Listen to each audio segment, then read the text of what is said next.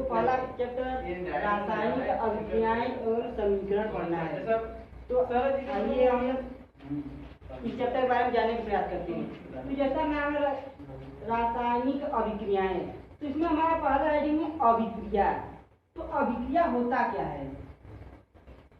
अभिक्रिया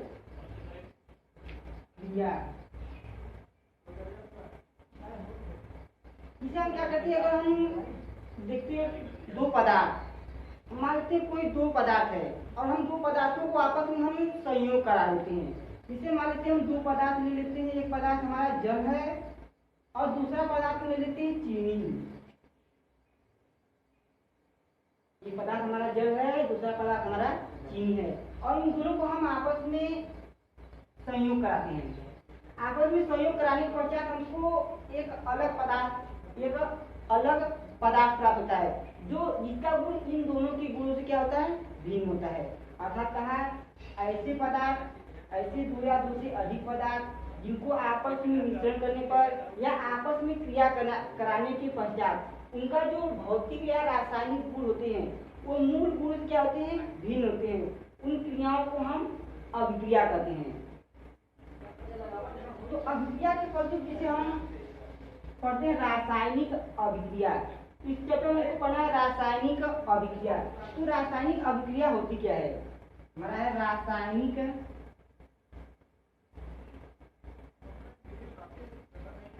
अभिक्रिया।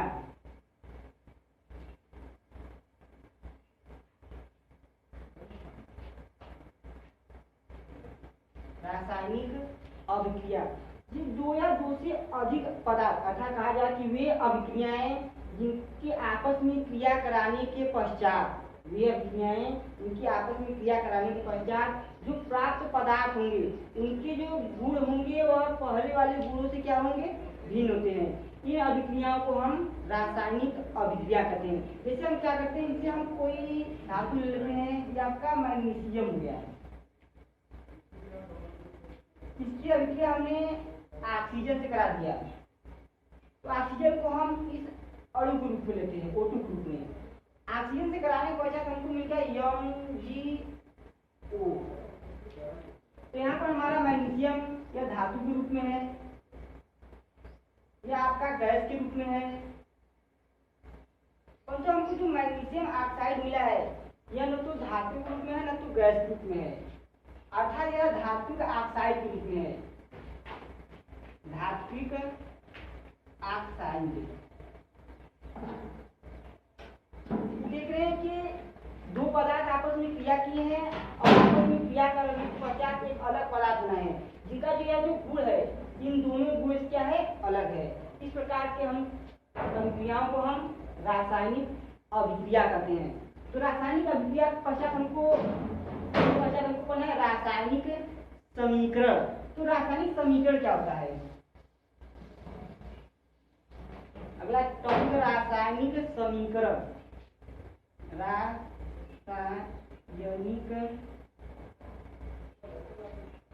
समीकरण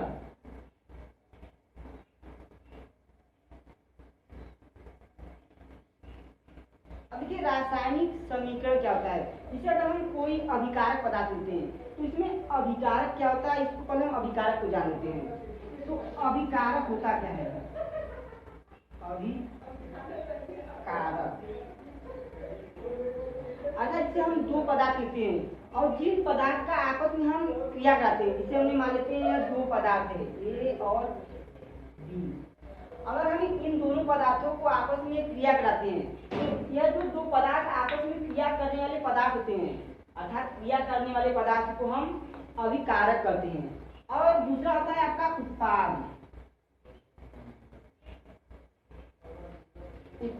अगर यही अभिकारक पदार्थ आपस में क्रिया करके या आपस में अभिक्रिया करके जो पदार्थ का निर्माण करते हैं, जिसे हमारा मिल गया C और D, तो A और B आपस में क्रिया करके या अभिक्रिया करके जिस पदार्थ का निर्माण करते हैं उस पदार्थ को हम उत्पाद कहते हैं। तो हमारा C और D आपके उत्पाद हो गए। जिसे इससे पहले हमने दिया था Mg प्लस O2। तो यहाँ जो Mg है और O2 है, अर्थात मैग्नीशियम और आपके ऑक्सीजन, यह दोनों ही पदार्थ आपके अभिकारक कहलाएंगे। परंतु यह जो आपस में अभिक्रिया किए तो आपस में अभिक्रिया करने के पश्चात हमारा Mg को बना दिए, अर्थात मैग्नीशियम ऑक्साइड बनाए थे। तो हमने देखा यह दो पदार्थ आपस में क्रिया करके मैग्नीशियम ऑक्साइड बनाए, तो ये जो मैग्नीशियम ऑक्साइड होगा यह आपका उत्पाद होगा। तो आइए हम देखते हैं कि रासायनिक समीकरण क्या होता है। अर्थात किसी अभिक्रिया में भाग लेने वाले अभिकारक पदार्थ के, यह आपका अभिकारक हो गया, अभिकारक तथा उत्पाद पदार्थ से, इधर आपका कितना होगा, उत्पाद होगा। किसी अभिक्रिया में भाग लेने वाले अभिकारक पदार्थ तथा उत्पाद पदार्थ को उनके रासायनिक सूत्र के रूप में लिखा जाना रासायनिक समीकरण कहलाता है। जिसे हमने यहाँ पर अभिकारक में हमने लेते हैं सोडियम,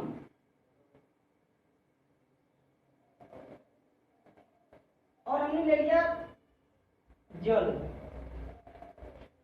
इसको हमने आपस में अभिक्रिया कराएं, इसकी आपस में हम अभिक्रिया कराएं तो हम देखते हैं कि जो सोडियम होता है, सोडियम का रासायनिक सूत्र Na होता है और जल का रासायनिक सूत्र होता है H2O, जल का रासायनिक सूत्र H2O, और यह आपस में क्रिया करके NaOH प्लस आपके हाइड्रोजन गैस बनाएंगे। तो हम देखते हैं कि जो अभिकारक पदार्थ है, इन अभिकारक पदार्थों को इनके रासायनिक सूत्र के रूप में लिखा गया है। अर्थात किसी अभिक्रिया में भाग लेने वाले अभिकारक पदार्थों को उनके रासायनिक सूत्र के रूप में लिखा जाना रासायनिक समीकरण कहलाता है।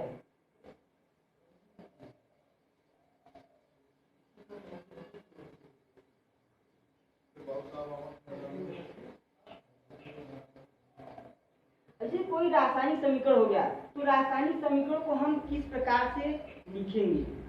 रासायनिक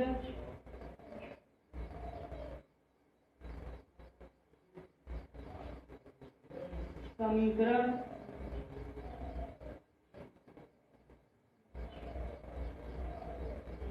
को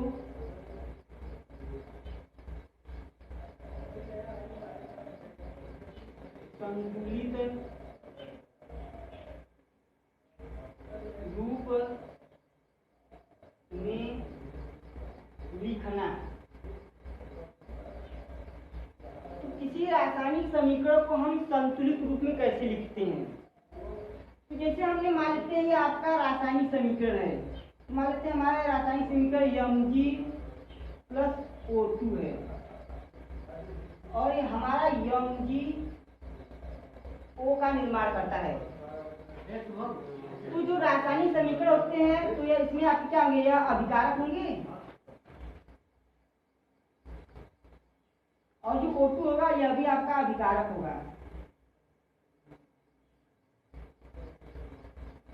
और ये जो MgO बना है ये हमारा उत्पाद होगा। ये दोनों पदार्थ आपके अभिकारक हैं और ये हमारा उत्पाद है। तो हम जानते हैं कि जो द्रव होते हैं इनकी तीन अवस्थाएं होती हैं, जिसको क्रमशः हम ठोस, द्रव और गैस कहते हैं। तो जो द्रव होते हैं इनकी तीन अवस्थाएं, ठोस, द्रव तथा आपका गैस होता है। ठोस को हम सॉलिड कहते हैं, गैस को लिक्विड कहते हैं और गैस को हम गैस ही कहते हैं। तो अगर हमारा अभिकारक पदार्थ ठोस अवस्था में है तो उसके लिए हम यश का प्रयोग करते हैं। अगर अभिकारक पदार्थ गैस अवस्था में है तो इसके लिए हम क्या करते हैं, जी का प्रयोग करते हैं। यदि अभिकारक पदार्थ आपका द्रव अवस्था में हो तो इसके लिए हम यल का प्रयोग करते हैं। जैसे इस अभिक्रिया की हम बात करें तो अगर हम बात करें जो यश है अर्थात Mg, तो जो मैग्नीशियम होता है वो आपका धातु होते हैं, अर्थात धातु आपकी ठोस अवस्था में होती है। तो इसके लिए हम क्या यश का प्रयोग करेंगे। अब देखते हैं जो ऑक्सीजन है ये आपका ऑक्सीजन गैस अवस्था में होता है, तो गैस अवस्था के लिए हम जी का प्रयोग करेंगे, अर्थात इसको हम जी के रूप में लिखेंगे। अब जो देखो मैग्नीशियम ऑक्साइड ठोस और गैस दोनों से मिलकर बना है, तो इसको हम क्या करते हैं, एककोश रूप में लिख देते हैं, एककोश रूप में लिखते हैं। अब देखिए इसमें अगला हमारा पॉइंट है, अगर हम अभिकारक अभिक्रिया लिख रहे हैं, अगर कोई रासायनिक समीकरण लिख रहे हैं तो रासायनिक समीकरण में जो अभिकारक लेते हैं इसमें जरूरी नहीं कि आपका एक ही अभिकारक पदार्थ हो, इसमें दो या दो से अधिक अभिकारक पदार्थ हो सकते हैं। अगर हमने एक अभिकारक लिखा, एक अभिकारक लिखे, अगर हमको एक अभिकारक की अभिक्रिया दूसरे अभिकारक के साथ कराना है तो उसके बीच में हम प्लस का चिन्ह लगाते हैं और दूसरे अभिकारक को लिखते हैं। और अभिकारक जब दोनों अभिकारक लिख लिया जाता है या दो से अधिक अभिकारक लिख लिए जाते हैं तो अगर उत्पाद प्राप्त होता है तो उसको हम क्या करते हैं, तीर के माध्यम से दर्शाते हैं। तीर के माध्यम से दर्शाने के पश्चात हम क्या करते हैं, उस उत्पाद को लिखते हैं। जैसे हमने अगर हम अभिकारक ले रहे हैं, हमारा यह सोडियम हो गया, सोडियम एक अभिकारक हो गया और हमारा दूसरा अभिकारक हो गया जल, जल आपका H2 हो गया। अब दोनों की हमको अभिक्रिया कराना है तो अभिक्रिया कराएंगे तो हमको उत्पाद प्राप्त होगा, तो इसको जो उत्पाद हमको प्राप्त होगा इसको हम तीर के माध्यम से दर्शाएंगे और यहाँ पर हम उत्पाद को लिखेंगे। जैसे हमारा उत्पाद प्राप्त होगा NaOH और हमारा H2। इस समीकरण को हम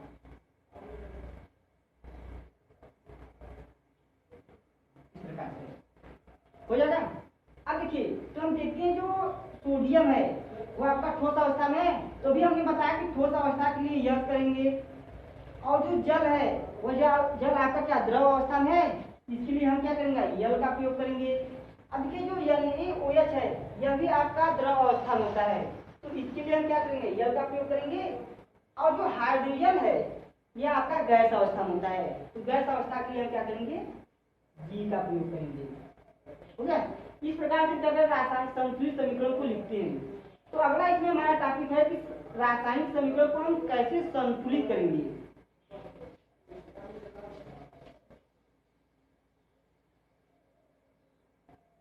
रासायनिक समीकरण को संतुलित करना, रासायनिक समीकरण को हम किस प्रकार से संतुलित करेंगे। तो जिसे हमने रासायनिक समीकरण ले लेते हैं, तो जिसे हमारा रासायनिक समीकरण है H प्लस O2, आपस में क्रिया करके HO2 का निर्माण करते हैं। तो चूंकि हमारा संतुलित समीकरण है तो इसमें हम देखते हैं कि समीकरण संतुलित कैसे होता है। तो हम देखते हैं कि अभिकारक पदार्थ में कितने अणु भाग परमाणु भाग लिए हैं। तो देखते हैं अभिकारक पदार्थ में सल्फर 1 है और उत्पाद में देख रहे सल्फर 1 है। अभिकारक में ऑक्सीजन परमाणु 2 है और यहाँ भी ऑक्सीजन परमाणु 2 है। यदि अभिकारक और उत्पाद में दोनों की परमाणु संख्या आपस में बराबर हो तो आपका जो समीकरण होता है वह आपका संतुलित समीकरण होता है। यदि अभिकारक पदार्थ और उत्पाद पदार्थ में दोनों की क्या परमाणु आपस में संतुलित न हो तो उसको हम संतुलित करते हैं। तो संतुलित करने के लिए नियम है, तो क्या करते हैं, इसमें पहला कि जिस परमाणु की संख्या सबसे अधिक होती है पहले हम उस परमाणु को संतुलित करते हैं। तो पहले कहा जाता है सबसे अधिक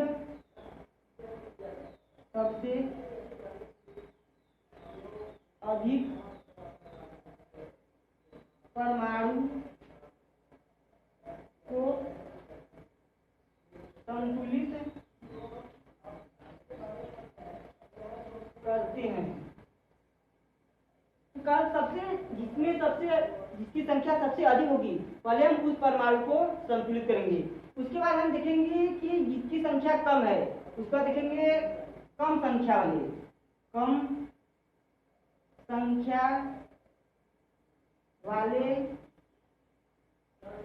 परमाणु को संतुलित करते हैं। उसके बाद हम जिसकी संख्या कम होती है उस परमाणु को हम संतुलित करते हैं। तो जैसे आइए एक एग्जाम्पल देखते हैं।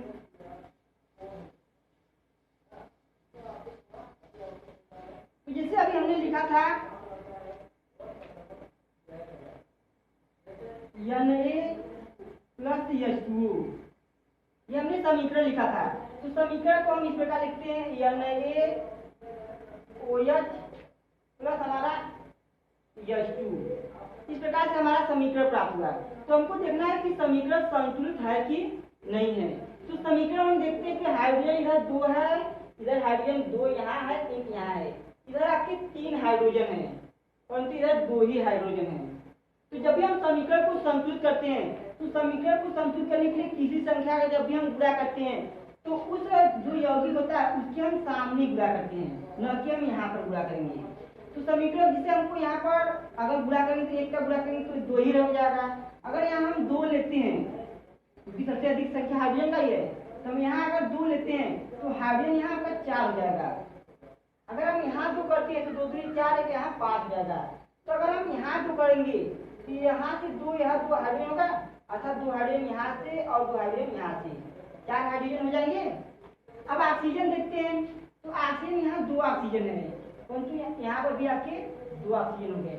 अब सोडियम की बात करते हैं तो सोडियम इधर 1 है, इधर सोडियम आपका 2 है, परंतु इधर आपका 1 है। तो हम सोडियम की संख्या 2 बनाने के लिए क्या करेंगे, यहाँ हम 2 लिखेंगे। अर्थात इस प्रकार से आपका रासायनिक समीकरण संतुलित किया जाता है। तो प्यारे बच्चों, हम लोग अगले वीडियो में पुनः मिलेंगे। धन्यवाद।